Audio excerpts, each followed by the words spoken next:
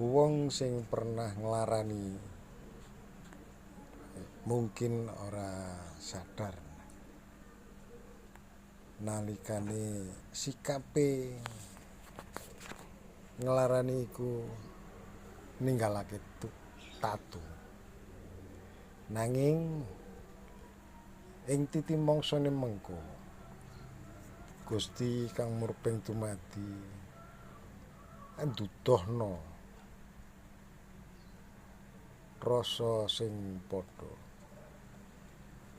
supaya dheweke ngerti piye rasane perih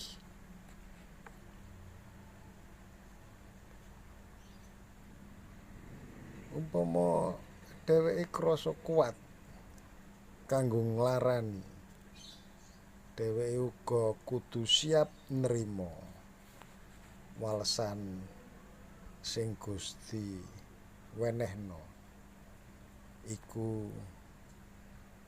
jenenge hukum karma.